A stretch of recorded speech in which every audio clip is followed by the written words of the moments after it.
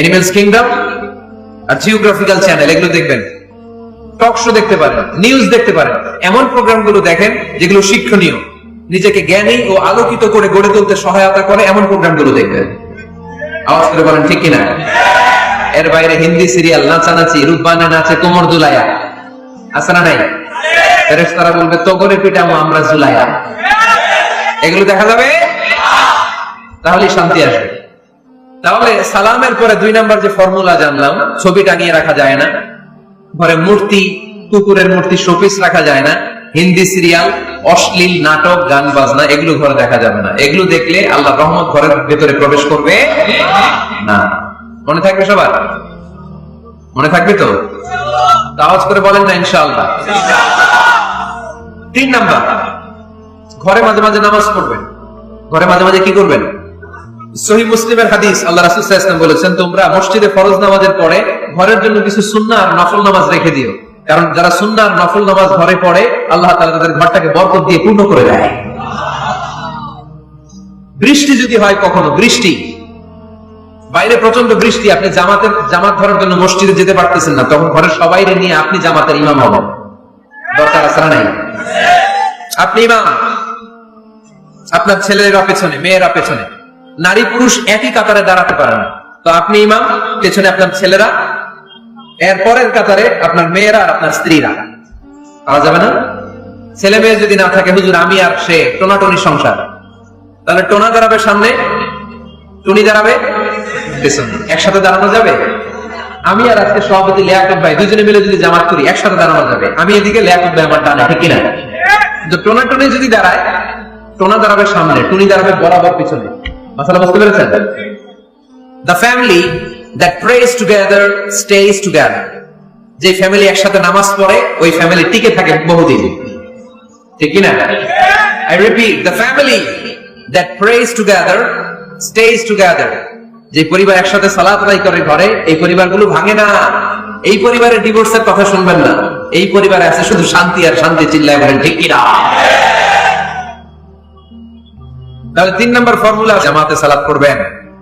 বৃষ্টি, জামাতে যেতে পারতেছেন না, সবাই নিয়ে আপনি ইমামতি করেন। অথবা তাহাজ্জুদের সময়, বাচ্চাদের ডিসেম্বর মাসে প্রায় অফ থাকে না? কথা কয় না? ডিসেম্বর মাসে ছুটি আছে না নাই? আছে। ছুটির সময়গুলোতে তাহাজ্জুদের প্রোগ্রাম করেন বাসায়। আপনি ইমাম, আপনার ছেলে মেয়ে আর স্ত্রী, আপনার মুক্তাদি, একসাথে ঘরে সালাত করলে ঘরটারে বরকতময় করে দেয় কে? কয়টা গেল? কয়টা? ভালো লাগতেছে না? নাকি আবার স্লোগান লাগবে? স্লোগান লাগলে আমারে বলবেন, স্লোগান দেওয়াই দিবে। আওয়াজ করে বলতে হবে কয়টা গেল? 3টা। 4 নাম্বার, ঘরে সুখ শান্তি সমৃদ্ধি ফিরিয়ে আনার 4 নাম্বার ফর্মুলা হচ্ছে একসাথে খাবার খান। কিভাবে খাবার খাবেন? একসাথে বসে খাবার খান। যদি একান্নবর্তী ফ্যামিলি হয়, ভাই বোন আত্মীয় স্বজন একসাথে, নারী পুরুষ দেখা দেওয়া জায়েজ নাই, তখন ছেলেরা একসাথে খান। ছেলেদের পর্ব শেষ হলে মেয়েরা একসাথে খান। একসাথে খেলে খাবার শেয়ার করলে বরকত আছে না নাই? সামান্য একটু খাবার আপনি আপনার ছেলের পাতে তুলে দেন, আপনার ছেলে আপনার পাতে তুলে দিবে, বরকত বাড়ায় দিবে কে? একসাথে ইফতারি করবেন, আলাদা আলাদা ইফতারি করবেন না। একসাথে ইফতারি করলে বরকত দেয় কে?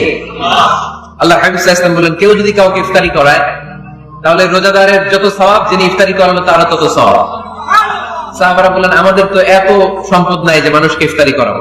আল্লাহ হাবিব সাল্লাল্লাহু আলাইহি ওয়াসাল্লাম বলেন, ওয়ালাউ বিতামরা, একটা খেজুর দিয়েও যদি করাও এই সওয়াব পাবা। ওয়ালাউ বিআফকা চিলাবান, এক ঢোক দুধ দিয়েও যদি করাও, ওয়ালাউ বিশারবাতিমা, এক ঢোক পানি দিয়েও যদি করাও, এই সওয়াব পাবা। আপনি আপনার ভাই বোন একসাথে ইফতারি করতে বসেছেন, আপনার প্লেট থেকে একটা পেঁয়াজও আপনার ভাইয়ের প্লেটে দিবেন, ওই সওয়াব পাবেন। আপনার ভাই একটা খেজুর আপনার প্লেটে দিবে, ওই সওয়াব পাবে। সুবহানাল্লাহ বলবেন না? তাহলে ঘরে সুখ শান্তি ফিরে আনার 4 নাম্বার ফর্মুলা, একসাথে খাবার খান। একসাথে খাবার খেলে হৃদ্যতা বাড়ে, সম্পর্ক বাড়ে। খাবার শুরু করবেন বিসমিল্লাহির রহমানির রহিম দিয়ে। কি দিয়ে? কোন হাতে খাবেন? বা হাতে, তাই না? চিল্লায় বলেন কোন হাতে? ডান হাতে। বিসমিল্লাহ বলে খাওয়া শুরু করবেন। ডান হাতে খাবেন, খাওয়া শেষে পড়বেন আলহামদুলিল্লাহ। খাওয়ার পরে কি পড়বেন? খবরদার রান্নার বদনাম করবেন না কখনো। রান্নার বদনাম করেন নাকি? এটা ঝাল হয়েছে, ওইটা মজা হয় নাই, এটা টক হয়েছে, এটা লবণ হয় নাই, এরকম আছে না নাই? লবণ হয় নাই, গৌরের তালাক দিছে, এরকম আছে না নাই? রান্না একটু ভালো হয় নাই, ঝাল হয়ে গেছে বেশি, বউরে মায়ের শুধু এরকম টাকাইতেছে না নাই? মা আবা রাসূলুল্লাহ সাল্লাল্লাহু আলাইহি ওয়াসাল্লাম তুআমান ক্বাতু, আল্লাহর হাবিব সাল্লাল্লাহু আলাইহি ওয়াসাল্লাম কখনো কোন রান্নার বদনাম করতেন না। ইনিশতাহাহু আকালাহু, বুখারীর বর্ণনা। ভালো লাগলে খেতেন, ভালো লাগতেছে আরো খেতেন, আরো খেতেন। ওয়া ইন কারিহাহু তারাকা, ভালো না লাগলে রেখে দিতেন, ওর দিকে তাকাইতেন না। কিন্তু কখনো বলেন নাই লবণ হয় নাই, কখনো বলেন নাই ঝাল বেশি হয়েছে, কখনো বলেন নাই রান্নাটা মজা হয় নাই। সুবহানাল্লাহ পড়বেন না? কি রাসূল ছিলেন আমার। এজন্য রান্নার বদনাম করবেন না, একসাথে মিলেমিশে খান, বরকত বাড়ায় দিবে কে? চারটা গেল। 5 নাম্বার, ঘরে কোরআন তেলাওয়াত করুন। কি তেলাওয়াত? কোরআন তেলাওয়াত নাই, ঘরে তেলাওয়াত নাই, ফজরের পরে তেলাওয়াত নাই, সব ঘুম আর ঘুম, আছে না নাই? তো রহমত বরকত ঢুকবে কেমনে? ঘরে কোরআন তেলাওয়াত করুন। হাজবেন্ড তার ওয়াইফকে কোরআন তেলাওয়াত শোনাবে, ওয়াইফ তার হাজবেন্ডকে শোনাবে, বাবা তার সন্তানকে শোনাবেন, সন্তান বাবাকে শোনাবেন। প্রতি মাসের জন্য একটা সূরাকে নির্ধারণ করুন যে আমরা সবাই মিলে এই মাসে এই সূরাটা মুখস্থ করব। পারা যাবে? আওয়াজ করে বলেন তো, সূরাতুদ দোহা এটা কি খুব বড় সূরা? কথা কয় না? সূরাতুদ দোহা কি বড় সূরা না ছোট সূরা? তো এক মাসে কি এই সূরাটা মুখস্থ করা যাবে না? কথা বলে? ওয়াতিনি ওয়াযাইতুন ওয়া তুরি সিনিন, এটা কি বড় সূরা? এক মাসে পারা যাবে না? প্রতি মাসের জন্য একটা করে সূরা নির্ধারণ করুন। তাহলে 12 মাসে কয়টা সূরা? আওয়াজ করে বলতে হবে, 12টা সূরা। প্রতি মাসে একটা। এই যে নতুন বছরের জন্য প্ল্যান নেন, ঘরটারে কি করে সুখী সমৃদ্ধ বানাবেন, প্রতি মাসের জন্য কয়টা সূরা? 12 মাসে তাহলে কয় সূরা? 12 সূরা। প্রতি সপ্তাহে আপডেট নেবেন, খোঁজ খবর নেবেন, কয় আয়াত হইলো তোমার, স্ত্রীর খোঁজ খবর নেবেন, সন্তানের খোঁজ খবর নেবেন, কয় আয়াত হলো। মাস শেষে সবাই সবার কাছ থেকে শুনবেন, ঘরের বরকত বাড়ায় দিবে কে? এরকম ফ্যামিলি আমাদের সবার হোক, আমরা চাই না? হ্যাঁ, স্ত্রী তার স্বামীকে কোরআন তেলাওয়াত করে শোনায়, স্বামী তার স্ত্রীকে কোরআন তেলাওয়াত করে শোনায়, বাবা তার সন্তানকে কোরআন তেলাওয়াত করে শোনায়, সন্তান তার বাবাকে কোরআন তেলাওয়াত করে শোনায়। আপনার ছেলে মেয়েরা যখন কোরআন পড়ে আওয়াজ করে পড়তে বলেন, যাতে ভুল হলে শুধরে দিতে পারে। এবং প্রতি মাসে যে সূরাটা মুখস্থ করবেন ওই সূরাটা তাদাব্বুরে কোরআন করতে হবে, অর্থ জানতে হবে। মাতৃভাষায় কোরআনের অর্থ জানার দরকার আছে না নাই? তাহলে ঘরে কোরআন তেলাওয়াত করবেন। আল্লাহ রাসূল সাল্লাল্লাহু আলাইহি ওয়াসাল্লাম আম্মা জান আয়েশা রাদিয়াল্লাহু তাআলা আনহার কোলের মধ্যে মাথা রেখে কোরআন তেলাওয়াত করতেন। সুবহানাল্লাহ নাই? স্ত্রীর কোলে মাথা রেখে কোরআন তেলাওয়াত করবেন, পারবেন না? কষ্ট হবে? স্ত্রীর কোলে মাথা রেখে কোরআন তেলাওয়াত করবেন, এটা সুন্নাহ। আল্লাহ রাসূল সাল্লাল্লাহু আলাইহি ওয়াসাল্লাম আম্মা জান আয়েশা রাদিয়াল্লাহু তাআলা আনহার কোলে মাথা রেখে কোরআন তেলাওয়াত করতেন। আম্মা জান আয়েশা রাদিয়াল্লাহু তাআলা আনহা বলেন, কানা রাসূলুল্লাহ সাল্লাল্লাহু আলাইহি ওয়াসাল্লাম ইয়াকরাউল কুরআন ওয়া রাসুহু ফি হাজরি ওয়া আনা হায়েদ। আমার মাসিক চলা অবস্থায়, মেনস্ট্রুয়েশনাল পিরিয়ড চলা অবস্থায় আমার কোলে মাথা রেখে বিশ্বনবী কোরআন তেলাওয়াত করেছেন, আর আমি শুনেছি। চিল্লায় পড়েন সুবহানাল্লাহ। ঘরে শান্তি নাই, কারণ কোরআন তেলাওয়াত নাই। তো কোরআনের তেলাওয়াত নাই, শান্তিও নাই। আল্লাহর হাবিব সাল্লাল্লাহু আলাইহি ওয়াসাল্লাম বলেছেন, সহিহ মুসলিমের হাদিস, লা তাজআলু বুয়ুতাকুম মাকাবিরা, তোমরা তোমাদের ঘরটারে গোরস্থান বানিয়ে রেখো না। ফা ইন্না শাইতানা ইয়ানফিরু মিনাল বাইতিল্লাযী তুকরাউ ফীহি সূরাতুল বাকারা, কারণ শয়তান ওই ঘর থেকে দৌড়ে পালায় যেই ঘরে সূরাতুল বাকারা তেলাওয়াত করা হয়। সুবহানাল্লাহ পড়ে। এজন্য ঘর উদ্বোধনের সময় কোন সূরা পড়তে হয়? সূরা বাকারা। চিল্লায় পড়েন কোন সূরা? আওয়াজ করে পড়েন কোন সূরা? নতুন ঘর করছেন, নতুন দোকান করছেন, নতুন ফ্ল্যাট কিনেছেন, কোন সূরা পড়বেন? সূরাতুল বাকারা। শয়তান ওই ঘরে থাকে না। সহিহ মুসলিমের আরেকটা হাদিসে আল্লাহ রাসূল সাল্লাল্লাহু আলাইহি ওয়াসাল্লাম বলেছেন, ইকরাউ সূরাতুল বাকারা, তোমরা সূরা বাকারা তেলাওয়াত করো। ফা ইন্না আখদাহা বারাকা, যে সূরা বাকারা পড়ে আল্লাহ তাআলা ওই ঘরটায় বরকত দেয়। ওয়া তারকাহা হাসারা, আর যে সূরা বাকারা পড়ে না সে খালি আফসোস করে। ওয়ালা ইস্তাতিউল বাতালা, কোন জিন, কোন পেতনি, কোন ব্ল্যাক ম্যাজিক, কোন জাদু টুনা বান ওই ঘরের কোন সদস্যকে কোনো ক্ষতি করতে পারে না। আবার সূরা বাকারায় একটা আয়াত আছে, কোরআনের সর্বশ্রেষ্ঠ আয়াত। বলেন তো আয়াতটার নাম কি? আওয়াজ করে বলেন কোন আয়াত? আল্লাহর হাবিব সাল্লাল্লাহু আলাইহি ওয়াসাল্লাম বললেন, মান কারা আয়াতুল কুরসি দুবুরা কুল্লি সালাতিন মাকতুবা, প্রত্যেক ফরজ সালাতের পরে যে ব্যক্তি আয়াতুল কুরসি পড়বে তার জান্নাতে যাওয়ার ব্যাপারে আর কোনো বাধা থাকবে না। একটা মাত্র বাধা ছাড়া, সেটা হচ্ছে মরণ। লোকটা মরে না তাই জান্নাতে যায় না, মরলেই জান্নাতে। আওয়াজ করে পড়েন আল্লাহু আকবার। তাহলে সংসারে শান্তি আনা 5 নম্বর পদ্ধতি হচ্ছে ঘরে কোরআন তেলাওয়াত করতে হবে। তাহলে ঘরে সুখ শান্তি আর সমৃদ্ধি আনার 5 নম্বর ফর্মুলা হচ্ছে ঘরে কোরআনের তেলাওয়াত লাগবে। এখন কোরআনের তেলাওয়াত নাই, কোরআন আমরা শিখাতে চাই না, আছে না নাই? আমরা এখন ধর্মপ্রাণ হয়েছি কোরআন ছাড়া, কি ছাড়া? এরকম ধর্মপ্রাণ আমরা কেউ হতে চাই?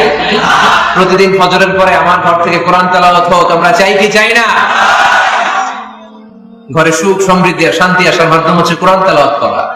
ঘরে কোরআন তেলাওয়াত বাড়ায় দেন, ঘরে শান্তি বাড়ায় দিবে কে? কয়টা গেল? হ্যাঁ, 5টা। না শুনতেছে তোমার সাথে? 6 নাম্বার হচ্ছে মাঝে মাঝে বেড়াতে যাবেন, ভাবিরে নিয়ে বেড়াতে যাবেন। পারা যাবে? জি হয়। এই যে আপনাদের এখানে জাফলং আছে না? জাফলং আর কি আছে সিলেটে? মাধবকুণ্ড আর হাকালুকি, সবচেয়ে বড় হাওর বাংলাদেশের। আমি গিয়েছিলাম একবার। এই হাকালুকিতে যে 2 জন হারাই যাবে, 2 জন 2 দিকে। পারা যাবে? যাবেন। আল্লাহ রাসূল সাল্লাল্লাহু আলাইহি ওয়াসাল্লাম যেতেন, স্ত্রীদেরকে নিয়ে মরুভূমিতে বেড়াতে যেতেন, আউটিং এ যান, মাঝে মাঝে ফ্যামিলি ট্যুরে যান। কুল সিরু ফিল আরদ সুম্মা আনজুরু কাইফা কানা আকিবাতুল মুকাজ্জিবিন। জমিনে ঘুরে বেড়াও আর দেখো মিথ্যাবাদীরা পৃথিবীতে কি করেছে আর তাদের সাথে আমি কি আচরণ করেছি, ঠিক কি না? সুযোগ হলে মিশরে যান, ফেরাউনের লাশ দেখে আসেন। কারুনের বাড়িতে যান, ধ্বংসস্তূপ দেখে আসেন। পারলে জর্ডানে যান, মৃত সাগর দেখে আসেন। সমকামিতার কারণে লূত আলাইহিস সালামের কওমের লোকদেরকে আল্লাহ জমিন থেকে উঠিয়ে একটা আঘাত করেছেন জমিনে। ফাজআলনা আলিয়াহা সাফিলাহা, জমিনের উপরের মাটিকে আমি নিচে ঢুকিয়েছি, নিচের মাটিকে আমি উপরে ঢুকিয়েছি। উপর থেকে শিলা আর প্রস্তর বৃষ্টি নাযিল করে পুরো জমিনটারে আমি মাসাকার করে দিয়েছি। ওখানে এখন ডেড সি, লোহিত সাগর, মৃত সাগর। ওখানে কোনো মাছ জন্মায় না, কোনো কাঁকড়া জন্মায় না, ব্যাঙ জন্মায় না, কিচ্ছু জন্মায় না। লবণের ডেনসিটি, ঘনত্ব এত বেশি, ওখানে কোনো মানুষ ডুবেও না। গজবের জায়গা, সুযোগ হলে দেখে আসেন। টাকা পয়সা ভালো থাকলে সময় হলে প্রায় ফ্যামিলি মেম্বারদেরকে নিয়ে উমরায় যান। কই যাবেন? উমরায় যান। নবদম্পতি যারা বা রিসেন্টলি তোমরা যারা বিয়ে করতে যাচ্ছ, you are going to be a new couple, পারলে তোমাদের হানিমুনটা উমরায় সেরে ফেলো। পারা যাবে না? স্বামী স্ত্রী 2 জনে মিলে মক্কায় চলে যাও, আল্লাহর ইবাদত, আল্লাহর ঘরে সিজদা দিয়ে নতুন জীবনটাকে নতুন ভাবে শুরু করো। বরকত দিবে কে? তাহলে ঘরে বা ফ্যামিলিতে সুখ সমৃদ্ধি নিয়ে আসার 6 নম্বর মাধ্যম হচ্ছে আউটিং এ যাওয়া, মাঝে মাঝে বেড়াতে যাওয়া। আল্লাহ রাসূল সাল্লাল্লাহু আলাইহি ওয়াসাল্লাম বেড়াতে যেতেন, সফরে স্ত্রীদেরকে নিয়ে যেতেন। সহিহ বুখারীর বর্ণনা, কানা রাসূলুল্লাহ সাল্লাল্লাহু আলাইহি ওয়াসাল্লাম ইযা আরাদা সাফারান আকরা বাইনা আজওয়াজিহি। আল্লাহ রাসূল সফর করলে কোন স্ত্রীকে নিয়ে যাবেন তিনি স্ত্রীদের নাম লিখে লটারি করতেন। সুবহানাল্লাহ নাই? কি করতেন? কোরআ, আরবিতে বলে কোরআ, বাংলায় বলে লটারি। এই লটারি জায়েজ, এই লটারি জায়েজ আছে। স্ত্রীদের নাম লিখে কোরআ করতেন, লটারি। যার নাম আসতো তাকে নিয়ে আল্লাহ হাবিব সাল্লাল্লাহু আলাইহি ওয়াসাল্লাম সফরে বেরিয়ে যেতেন। সফরে স্ত্রীদের সাথে দৌড়াদৌড়ি করতেন। সুবহানাল্লাহ পড়বেন না? আম্মা জান আয়েশা রাদিয়াল্লাহু তাআলা আনহাকে আল্লাহ হাবিব সাল্লাল্লাহু আলাইহি ওয়াসাল্লাম এত ভালোবাসতেন, আল্লাহ হাবিব সাল্লাল্লাহু আলাইহি ওয়াসাল্লাম বলতেন, আয়েশা চলো দৌড়াদৌড়ি করি। ওই যে দেখা যায় খেজুর গাছ, চলো কে কার আগে যেতে পারে। 2 জন দৌড়ালেন। বিয়ের প্রথম দিকে আম্মা জান আয়েশা রাদিয়াল্লাহু তাআলা আনহা ফার্স্ট হয়ে গেলেন, কারণ তখন তিনি চিকন ছিলেন, এত মোটা ছিলেন না। আবার অনেক বছর পরে আরেক সফরে যখন আম্মা জান আয়েশা সফরে লটারিতে নাম আসলো, ওই সফরে আবার আল্লাহ হাবিব সাল্লাল্লাহু আলাইহি ওয়াসাল্লাম বললেন, আয়েশা চলো আজকে দৌড়াদৌড়ি করি। 2 জন দৌড় দিলেন। এবার আম্মা জান আয়েশা রাদিয়াল্লাহু তাআলা আনহা জিততে পারলেন না, যেহেতু মোটা হয়ে গেছেন। আল্লাহ রাসূল সাল্লাল্লাহু আলাইহি ওয়াসাল্লাম দৌড়ে গাছ ধরে ফার্স্ট হয়ে গেলেন। সুবহানাল্লাহ পড়েন। আম্মা জান আয়েশা এবার রাগ করে বসে আছেন। আল্লাহ হাবিব সাল্লাল্লাহু আলাইহি ওয়াসাল্লাম বললেন, হাদিহি সাফকাতু বিতিলক, ওই যে কয়েক বছর আগে আয়েশা একদিন রাতে তুমি আমারে হারাই দিয়েছিলে, আজকে তোমারে হারাইয়া ওটার প্রতিশোধ তুলে নিলাম। সুবহানাল্লাহ বলতে পারলেন না? কি ভালোবাসাবাসী ছিল, কি খুনসুটি ছিল, কি আদর সোহাগের সমৃদ্ধ সুখী শান্তির একটা সংসার ছিল বিশ্ব নবী সাল্লাল্লাহু আলাইহি ওয়াসাল্লামের। তিনি স্ত্রীদের সাথে খোশ গল্প করতেন, বিনোদন করতেন, হাসি ঠাট্টা করতেন। তবে এই বিনোদন ছিল সুস্থ বিনোদন, এই রসিকতা ছিল সুস্থ রসিকতা, ঠিক কিনা? আমরা এটা করতে চাই না। অনেকের চেহারা, আমাদের চেহারার মধ্যে কোনো হাসি নাই, খালি রাগ আর রাগ, আছে না নাই? অনেকে দেখবেন 5 বছর একবারও হাসে নাই। এই যে সবাই হাসতেছে, সবার মুখে হাসি, হাসবেন, মুচকি হাসবেন। মুচকি হাসি দেওয়া সুন্নাত। আর মুচকি হাসতে পয়সা লাগে না। পয়সা লাগে? হাসেন লাগে না? মুচকি হাসেন, হাসি দেওয়া সুন্নাত। তো তাহলে 6 নম্বর যে পদ্ধতি আমরা পেলাম ঘরে সুখ শান্তি আনার, মাঝে মাঝে ফ্যামিলি মেম্বারদেরকে নিয়ে আমরা হাকাল কি হাওড়ে হারিয়ে যাব, আমরা মাধবকুণ্ড বেড়াতে যাব, আমরা জাফলং এ যাব, পারলে আমরা কক্সবাজার সমুদ্র সৈকতে যাব, যেমনটি আল্লাহর হাবিব সাল্লাল্লাহু আলাইহি ওয়াসাল্লাম স্ত্রীদেরকে নিয়ে বেড়াতে যেতেন। ইনশাআল্লাহ পড়েন, পারবেন তো? যাবেন তো সবাই? আচ্ছা, 7 নম্বর পদ্ধতি সংসারে সুখ শান্তি ফিরে আনার, ফ্যামিলি গুরুত্বপূর্ণ বিষয়ে সিদ্ধান্ত নিতে পরামর্শ করবেন। ফ্যামিলি মিটিং কি করবেন? কি মিটিং? ফ্যামিলি মিটিং করবেন, পরামর্শ। এই ক্ষেত্রে স্ত্রী, সন্তান, ভাই, বোন, আব্বা আম্মা সবার পরামর্শ নেবেন। অনেকে আছে কারো কথা শোনে না, মনে যা চায় তাই করে, আছে না নাই? পরে আফসোস করে, পরে হাই হাই করে, কারণ যারা পরামর্শ করে এরা কোনোদিন হাই হাই করা লাগে না, চিল্লায় বলেন ঠিক কি না? এজন্য আল্লাহ বললেন ওয়াশাবিরহুম ফিল আমরি ফাইদা আযামতা ফাতাওয়াক্কাল আলাল্লাহ। গুরুত্বপূর্ণ বিষয়ে সিদ্ধান্ত নেবার আগে তোমরা পরামর্শ করে নাও। যখন তোমরা পরামর্শ করে সঠিক সিদ্ধান্তে উপনীত হয়ে যাবে, তখন তাওয়াক্কুল করবা একজনের উপর, তিনি কে? সিদ্ধান্ত যখন নিয়ে ফেলবেন আল্লাহর উপর তাওয়াক্কুল করবেন। এজন্য পরামর্শের কোনো বিকল্প নাই, পরামর্শ নেবেন। স্ত্রীদেরও পরামর্শ নেবেন। অনেকে বলে আরে মেয়ে মানুষ কি পরামর্শ, আমি তো সব জানি, এরকম আছে না নাই? অনেক সময় নারীদের পরামর্শ কাজে লাগে। আমাদের বোনদের মাথায় ভালো ভালো বুদ্ধি আছে না নাই? বুদ্ধি আছে। আপনারা হুদায়বিয়ার সন্ধির নাম শুনেছেন? কত হিজরিতে? 6 হিজরিতে 1400 সাহাবা আল্লাহ রাসূল সাল্লাল্লাহু আলাইহি ওয়াসাল্লামকে নিয়ে উমরা করার জন্য গেল, কিন্তু কাফেররা মক্কায় ঢুকতে দিবে না। তখন একটা সন্ধি হলো যে এই বছর আমরা ফিরে যাব। আল্লাহর হাবিব সাল্লাল্লাহু আলাইহি ওয়াসাল্লাম ওই সন্ধিতে রাজি হলেন।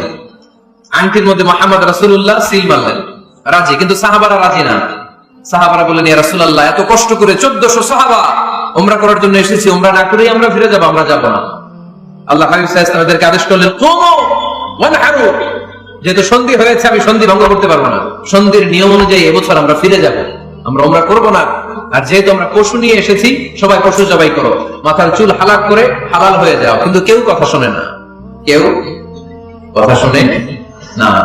1400 সাহাবা বসে আছে। আল্লাহ রাসূল সাল্লাল্লাহু আলাইহি ওয়াসাল্লাম ধমক দিয়ে আদেশ করলেন কুমু ওয়ানহারু, দাঁড়াও, পশুগুলোকে জবাই করো, মাথার চুল ফেলে দিয়ে হালাল হয়ে যাও। কেউ কথা শোনে না। আবার বললেন কুমু ওয়ানহারু, 1400 সাহাবা, কেউ শুনে না। আল্লাহ হাবিব সাল্লাল্লাহু আলাইহি ওয়াসাল্লাম এত বিব্রতকর পরিস্থিতিতে কখনো পড়েন নাই, কোনোদিন না। মনটা খারাপ করে আল্লাহ রাসূল সাল্লাল্লাহু আলাইহি ওয়াসাল্লাম তাঁবুর ভিতরে ঢুকে গেলেন। ওই সফরে লটারিতে নাম এসেছিল উম্মে সালামা রাদিয়াল্লাহু তাআলা আনহা। সুবহানাল্লাহ বলবেন না? উম্মে সালামা রাদিয়াল্লাহু তাআলা আনহা আমাদের আম্মা জান, আল্লাহ রাসূল সাল্লাল্লাহু আলাইহি ওয়াসাল্লামের স্ত্রী। বিষ্ণু নবী সাল্লাল্লাহু আলাইহি ওয়াসাল্লামকে চিন্তিত আর বিমর্ষ দেখে জিজ্ঞেস করলেন ইয়া রাসূলুল্লাহ, কি সমস্যা? আল্লাহ হাবিব সাল্লাল্লাহু আলাইহি ওয়াসাল্লাম পুরো ঘটনাটা খুলে বললেন। খুলে বলার পরে এবার উম্মে সালামা বললেন ইয়া রাসূলুল্লাহ, আমার মাথায় এক বুদ্ধি আছে। আমার মাথায় কি আছে? এক বুদ্ধি আছে, আপনি চাইলে এটা আমল করতে পারেন। আল্লাহ হাবিব সাল্লাল্লাহু আলাইহি ওয়াসাল্লাম বললেন কি বুদ্ধি আছে তোমার মাথায়, বলো। উম্মে সালামা রাদিয়াল্লাহু তাআলা আনহা বললেন ইয়া রাসূলুল্লাহ সাল্লাল্লাহু আলাইহি ওয়াসাল্লাম, আপনি কারোর সাথে কথা বলবেন না, কাউকে আদেশ করবেন না, আপনি নিজে ঘর থেকে এখন বের হয়ে যাবেন, নিজেই আপনার ওটটাকে আপনি নহর করে ফেলবেন, মানে জবাই করে ফেলবেন। এরপর আপনার চুল যে সাহাবা সব সময় কেটে দেয় তাকে আদেশ করবেন আপনার চুল ফেলে দেওয়ার জন্য, বাকিটা কি হয় নিজেই দেখবেন। সুবহানাল্লাহ পড়বেন না?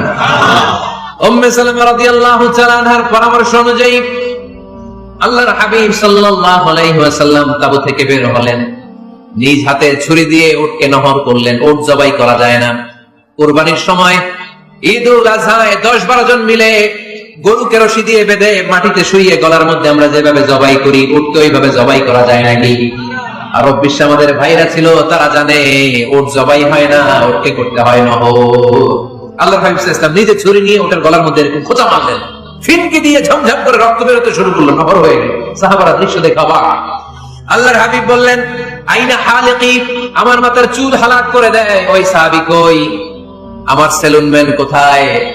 আমার বারবার কোথায়? আল্লাহর হাবিবের কথা শুনে বিশ্বনবীর ওই সাহাবী এসে দাঁড়িয়ে গেল। আল্লাহর হাবিব বলল আমার মাথার চুল তুমি ফেলে দাও। ওই সাহাবী বিশ্বনবীর মাথার চুল ফেলে দিল। এই দৃশ্য দেখে 1400 সাহাবী ধৈর্য ধারণ করতে পারলো না, দাঁড়িয়ে থাকতে পারলো না। এই দৃশ্য দেখা মাত্র 1400 সাহাবী সবাই দাঁড়িয়ে নিজেদের পশু জবাই করে সবাই নিজেদের মাথা হালাক করে হালাল হয়ে গেল। আওয়াজ করে পড়েন আল্লাহু আকবার। The problem solved. কার পরামর্শে? কার পরামর্শে? স্ত্রীর পরামর্শে। আল্লাহর হাবিব সাল্লাল্লাহু আলাইহি ওয়াসাল্লাম কারোর সাথে কথা না বলে বের হয়ে নহর করলেন, নিজের মাথার চুল ফেলে দিলেন। এই দৃশ্য যখন সাহাবারা দেখলো যে নবী এটা করেছে, আর বসে থাকা যায় না। 3 বার আদেশ করার পর আমরা অনেক আবেগ দেখিয়েছি, আর আবেগ নয়, আমার নবী যাই করেছে আমরা তাই করবো। 1400 সাহাবা পশু জবাই করা শুরু করে দিল, মাথার চুল ফেলে দিয়ে হালাল হয়ে গেল। আওয়াজ করে বলেন সুবহানাল্লাহ। তার মানে মাঝে মাঝে নারীদের পরামর্শেরও দরকার আছে না নাই? এজন্য একা একা সিদ্ধান্ত নেবেন না, নারীদের কাছ থেকে পরামর্শ নেবেন। আল্লাহ হাবিব সাল্লাল্লাহু আলাইহি ওয়াসাল্লাম নারীদের পরামর্শের গুরুত্ব দিয়েছেন। মাঝে মাঝে জুনিয়রদের পরামর্শ নিতে হয়, ছোট্ট বাচ্চাদের পরামর্শ নিতে হয়। ছোট্ট বাচ্চাদেরকে বোকা মনে করবেন না, ছোট্ট ছেলে মেয়েদেরকে বোকা ভাববেন না, ওদের মাথায় বুদ্ধি আছে। মাঝে মাঝে জুনিয়ররা সিনিয়রদেরকে হারায় দেয়, আছে না নাই? আল্লাহর হাবিব সাল্লাল্লাহু আলাইহি ওয়াসাল্লামের একটা বৈশিষ্ট্য ছিল, তিনি কিছু খেলে খাওয়ার পরে বন্টন করলে কোন দিক দিয়ে করতেন? আওয়াজ করে বলেন না, ডান দিক থেকে। একবার তিনি দুধ খেলেন, দুধ খেয়ে বন্টন করবেন, কিন্তু ডান দিকে দাঁড়িয়ে ছিল একটা ছোট্ট ছেলে, আর বাঁ দিকে মুরব্বী সাহাবারা। আল্লাহর হাবিব সাল্লাল্লাহু আলাইহি ওয়াসাল্লাম এই ছোট্ট ছেলের কাছ থেকে অনুমতি চাইলেন। তার মানে ছোট্টদেরও পরামর্শ দরকার আছে না নাই? আল্লাহর হাবিব বললেন, আতাআযানু লি আন উ'তিয়া হাউলা, আমার স্বভাব হলো খাবার বন্টনের সময় ডান দিক থেকে করি, কিন্তু এখন ডান দিকে তুমি ছোট্ট মানুষ, বাম দিকে বয়স্ক সাহাবারা, তুমি যদি অনুমতি দাও তোমার আগে বয়স্ক সাহাবাদেরকে দিয়ে আমি খাবার বিতরণ করতে চাই। ছোট্ট ছেলেটা বলল, ইয়া রাসূলুল্লাহ লা উসিরু বিনাসিবি মিনকা হাদান, আপনার এই বরকতের জিনিস আমি অন্য কাউরে দিতে চাই না, আমার ভাগেরটা আমি আগে খাইতে চাই, যেহেতু হিসাবে আমি পাই আমার আগে দেন, আমি দিব না। সুবহানাল্লাহ পড়েন। সে যেহেতু রাজি হয় নাই, আল্লাহ রাসূল সাল্লাল্লাহু আলাইহি ওয়াসাল্লাম দিতেও পারে নাই। আল্লাহ হাবিব সাল্লাল্লাহু আলাইহি ওয়াসাল্লাম দুধের পেয়ালাটা মুরব্বিদের হাতে না দিয়ে ছোট্ট বাচ্চার হাতে তুলে দিয়েছে। চিল্লায় পড়েন আল্লাহু আকবার। তাহলে ছোট্ট বাচ্চাদের পরামর্শের দলিল আছে না নাই? আল্লাহ রাসূল সাল্লাল্লাহু আলাইহি ওয়াসাল্লাম একবার ওয়াজ করতেছেন, সহিহ বুখারীর বর্ণনা। আল্লাহর হাবিব সাল্লাল্লাহু আলাইহি ওয়াসাল্লাম বললেন, ইন্না মিনাশ শাজারি শাজারা, এক ধরনের গাছ আছে, লা ইয়াসকুতু ওয়ারাকুহা, যেই গাছের পাতা কোনোদিন ঝরে না, পাতা পড়ে না, একটা গাছ আছে। মাসালুহা কামাসালিল মুসলিম, এই পাতার দৃষ্টান্ত মুসলিমের দৃষ্টান্ত একই। হাদিসুনি মা হিয়া, দেখি তো কোন সাহাবী বলতে পারে এটা কোন গাছ? আল্লাহর হাবিব বললেন, এমন একটা গাছ আছে যেই গাছের কোনো পাতা ঝরে না। এই পাতার দৃষ্টান্ত, গাছের দৃষ্টান্ত, মুমিনের দৃষ্টান্ত একরকম। ফাহাদিসুনি মা হিয়া, কে আছো বলতে পারো এটা কোন গাছ? কেউ পারে না। সাহাবারা মনে করছে এটা মরুভূমির কোন একটা গাছ হবে। কেউ বাড়ির পাশে যে খেজুর গাছ আছে এটা খেয়াল করে নাই, সবাই চলে গেছে অন্য গাছের দিকে। ক্যাকটাস, গুলমুলতা, মরুভূমির রেয়ার যে গাছগুলো আছে, দুর্লভ দুষ্প্রাপ্য গাছগুলো, তারা এক একজন একটার পর নাম বলতে আরম্ভ করলো। আল্লাহ রাসূল সাল্লাল্লাহু আলাইহি ওয়াসাল্লাম বললেন হয় নাই, একজন বলে একটা, আল্লাহ হাবিব বললেন হয় নাই। সবশেষে কেউ যখন পারে না, আল্লাহ রাসূল সাল্লাল্লাহু আলাইহি ওয়াসাল্লাম বললেন, ইন্নাহা নাখলা, এটা খেজুর গাছ। এটা কি গাছ? সবাই বলেন কি গাছ? খেজুর গাছ। কেউ পারে নাই। ওয়াজ শেষ, নসিহত শেষ, সবাই বাড়ি ফিরে যাচ্ছে। সাইয়েদনা ওমর ফারুক রাদিয়াল্লাহু তাআলা আনহু উনি ওনাকে নিয়ে যাচ্ছে। আব্দুল্লাহ ইবনে ওমর হঠাৎ করে বললেন, আব্বা, আল্লাহ রাসূল যখন জিজ্ঞেস করেছিল এটা কোন গাছ, আমি কিন্তু জানতাম এটা খেজুর গাছ, আমি কিন্তু জানতাম। ওমর ফারুক বললেন, বলো নাই কেন? আব্দুল্লাহ ইবনে ওমর বলেন, আব্বা, আপনি পারেন না, আমার চাচা আবু বকর পারে না, মুরব্বী সাহাবারা কেউ পারে না, আমি মাঝখান দিয়ে কেমনে বেয়াদবি করি? সুবহানাল্লাহ বলবেন না? ওমর ফারুক বললেন, বলো কি, তুমি যদি আজকে বিশ্বনবীর সামনে উত্তরটা দিতে পারতা, আমার ছেলে উত্তর দিতে পেরেছে, এটা যেন আমার বুকটা এত বড় হয়ে যেত। ও আব্দুল্লাহ, কেন তুমি বললে না? আজকে কেউ প্রশ্নের উত্তর করতে পারে নাই, তুমি যদি বিশ্বনবীর সামনে দাঁড়িয়ে প্রশ্নের উত্তর করতে পারতা, আমার বুকটা এত বড় হয়ে যেত। কেন বললা না? তুমি বললে আমি বড্ড খুশি হয়ে যেতাম। সুবহানাল্লাহ পড়েন। তার মানে মাঝে মাঝে জুনিয়ররা সিনিয়রদেরকেও হার মানায় দেয়, এরকম আছে না নাই? এজন্য পরামর্শ করবেন, অবশ্যই পরামর্শ করবেন। সাইয়েদনা ওমর ফারুক যখন খলিফা, তিনি মুরব্বীদের মিটিং এ একটা ছোট্ট বাচ্চাকে রাখতেন, অল্প বয়স্ক এক সাহাবী, ওই সাহাবীর নাম আব্দুল্লাহ ইবনে আব্বাস।